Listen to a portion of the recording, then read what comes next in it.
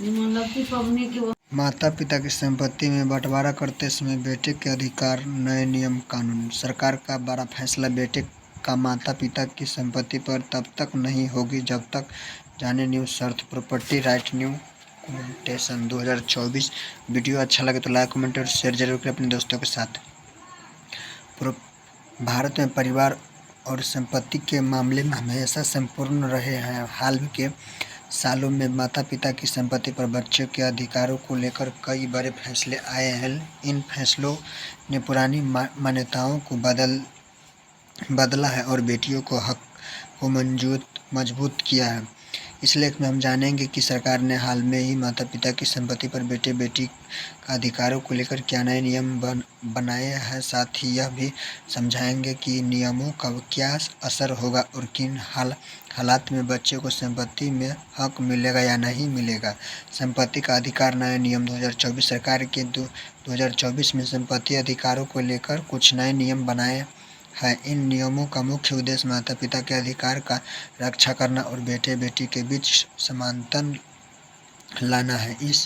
आइए इन नए नियमों को विस्तार से समझें। नए नियम की मुख्य बातें। नियम विवरण। स्वयं अर्जित संपत्ति पर माता पिता का पूरा अधिकार। माता पिता अपनी कमाई की संपत्ति को अपने मर्जी से किसी को भी दे सकता है। बेटियों का बराबर हक। पैतृक संपत्ति में बेटियों को भी बेटे के बराबर हिस्सा मिलेगा। विवाह के बाद भी बेटे का हक। विवाह के बाद भी बेटी का हक। शादी के बाद भी बेटी का पैतृक संपत्ति पर अधिकार बना रहेगा। संयुक्त परिवार संपत्ति पर सभी का हक। संयुक्त परिवार की संपत्ति पर सभी सदस्यों का बराबर अधिकार होगा। वसीयत का महत्व। माता पिता की वसीयत के सर्वोपरि माना जाएगा। बच्चे की जिम्मेदारी। माता पिता को देखभाल करना न करने वाले बच्चे को अधिकार सीमित हो सकता है। स्वयं अर्जित संपत्ति पर माता पिता का पूरा अधिकार। नए नियमों के अनुसार माता पिता की स्वयं अर्जित संपत्ति पर उनके बच्चों का कोई कानूनी अधिकार नहीं होगा। इसका मतलब माता पिता अपनी कमाई की संपत्ति को अपनी इच्छा से किसी को भी दे सकता है। बच्चे इस संपत्ति पर दावा नहीं कर सकते हैं, चाहे बेटे हो या बेटी है।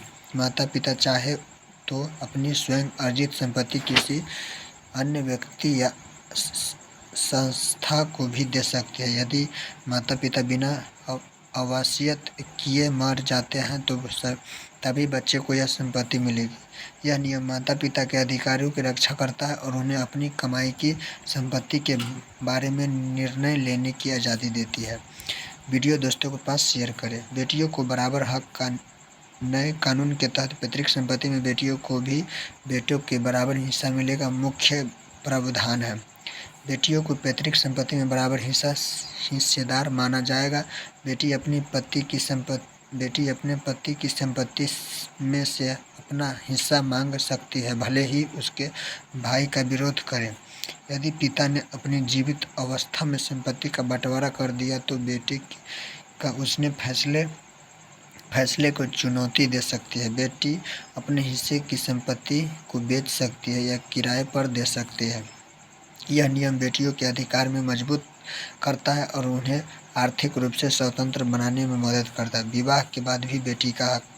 नए नियम के अनुसार बेटी का विवाह होने के बाद भी उनका पैतृक संपत्ति पर अधिकार बना रहेगा। इसका मतलब है शादी के बाद भी बेटी अपने पिता की संपत्ति में हिस्सा मांग सकती है। विवाह के बाद भी बेटी की पैतृक संपत्ति में संचित नहीं किया जा सकता है।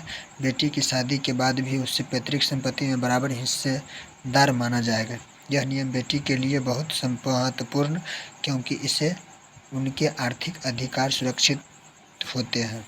संयुक्त परिवार की संपत्ति पर सभी का हक। नए कानून में संयुक्त परिवार की संपत्ति पर सभी सदस्यों के अधिकार के स्पष्ट किया गया है। संयुक्त परिवार की संपत्ति पर सभी सदस्यों का बराबर अधिकार होगा। इस संपत्ति के बंटवारे में सभी सदस्यों की सहमति जरूरी होगी। किसी एक सदस्य को दूसरे से हिस्से वंचित नहीं किया जा सकता। संयुक्त संपत्ति के बच्चे किराए पर देने के लिए सभी सदस्यों की अनुमति चाहिए। यह नियम संयुक्त परिवार में संपत्ति विवादों को कम करने में मदद करेगी। अवियत का महत्व। नए नियम के अवियत के महत्व को बढ़ाया गया है। माता पिता की अवियत को सर्वोपरि माना जाएगा। वसीयत में दी गई संपत्ति पर बच्चों का कोई कानूनी अधिकार नहीं होगा। अवसियत के खिलाफ कोर्ट में चुनौती देना मुश्किल होगा। अवसियत न होने पर ही कानूनी उत्तराधिकार लागू होगा। यह नियम माता पिता को अपनी संपत्ति के बराबर निर्णय लेने की स्वतंत्रता देती है। बच्चों को जिम्मेदारी। नए नियम में बच्चों को हिस्सेदारियों पर भी जोर दिया गया। माता पिता को देखभाल न करने वाले बच्चे की संपत्ति अधिकार सीमित किए जा सकते हैं। माता पिता अपनी अवसियत में ऐसे बच्चे को संपत्ति व वंचित कर सकता है। कोई कोर्ट भी ऐसे मामलों में बच्चे के हक को सीमित कर सकता है। यह नियम बच्चों को अपने माता पिता के प्रति जिम्मेदार बनाने के लिए प्रेरित करता है। किन परिस्थितियों में बच्चों को संपत्ति में हक नहीं मिलता। किसी ऐसी परिस्थिति जिनमें बच्चों को माता पिता की संपत्ति में हक नहीं मिल ये परिस्थिति है जब माता पिता ने अपनी स्वयं अर्जित संपत्ति को किसी अन्य व्यक्ति संस्था का दान किया हो। यदि माता पिता ने अपनी संपत्ति का बंटवारा अपने जीवन काल में ही कर दिया हो। अगर माता पिता अपनी संपत्ति के लिए अवसियत लिखी दी हो जिसमें बच्चे को शामिल न किया हो। यदि कोई बच्चा धर्म परिवर्तन कर लेता है तो कुछ धार्मिक कानूनों के अनुसार अगर किसी बच्चे ने अपने माता पिता की हत्या की हो या उससे शामिल हो, इन परिस्थिति में बच्चे की संपत्ति पर अधिकार प्रभावित हो सकता है। संपत्ति विवाद में बचने के उपाय।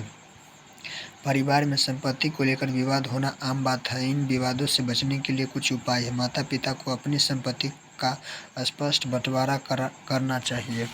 सभी बच्चों को बराबर हिस्सा देने की कोशिश करनी चाहिए। संपत्ति के बारे में सभी दस्तावेज ठीक से तैयार करने चाहिए। अवसियत लिखते समय कानूनी सलाह लेनी चाहिए। परिवार में खुलकर संपत्ति के बारे में बात करनी चाहिए। किसी विश्वसनीय व्यक्ति को संपत्ति के एग्जीक्यूटर बनाना चाहिए। इन उपयोग परिवार में संपत्ति को लेकर होने वाले झगड़ों को कम किया जा सकता है। नए कानून का प्रभाव। संपत्ति अधिकारों के नए नियमों का समाज पर गहरा प्रभाव। बेटी की आर्थिक स्थिति मजबूत होगी। माता पिता के अधिकार सुरक्षित होंगे। संयुक्त परिवार में संपत्ति विवाद कम होंगे।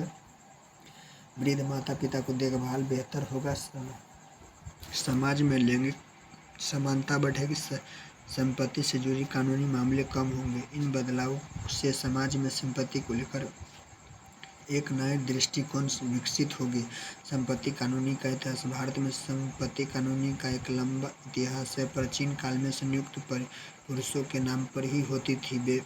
ब्रिटिश काल में कुछ कानूनी बदलाव हुआ। आज़ादी के बाद हिंदू उत्तराधिकार अधिनियम बना। 2005 में बेटियों को बराबर हिस्सा दिया गया। 2020 में सुप्रीम कोर्ट ने बेटियों को अधिकारों पर मजबूत किया। 2024 में नए नियम लागू किए।